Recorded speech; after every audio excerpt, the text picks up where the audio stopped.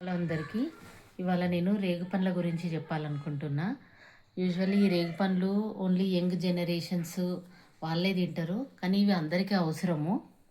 ఎందుకంటే దీంట్లో చాలా మన బాడీకి అవసరమైనవి యాంటీ ఆక్సిడెంట్స్, విటమిన్స్, మినరల్స్ ఉన్నాయి.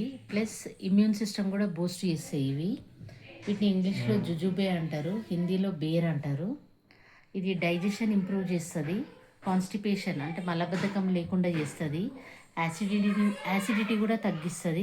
ఇంకా సీజనల్ ఇల్నెస్, ఎందుకంటే ఇది యూజువల్లీ వింటర్లో ఉంటుంది, వింటర్లో దొరుకుతాయి కాబట్టి సీజనల్ వింటర్ వల్ల వచ్చే జలుబు, దగ్గు, మన రేగుపండ్లు తింటే దగ్గు లేస్తుంది అంటారు, కానీ దగ్గు కూడా తక్కువ అవుతుందంట. ఇది వెయిట్ లాస్లో హెల్ప్ చేస్తుంది, ఎందుకంటే దీంట్లో అస్సలు కొలెస్ట్రాల్ ఉండదు ఈ ఫ్రూట్లో. అండ్ హార్ట్ హెల్త్ ఇంప్రూవ్ చేస్తుంది, బ్లడ్ సర్క్యులేషన్, ఇంకా బ్యాడ్ కొలెస్ట్రాల్ని కూడా రెడ్యూస్ చేస్తుంది.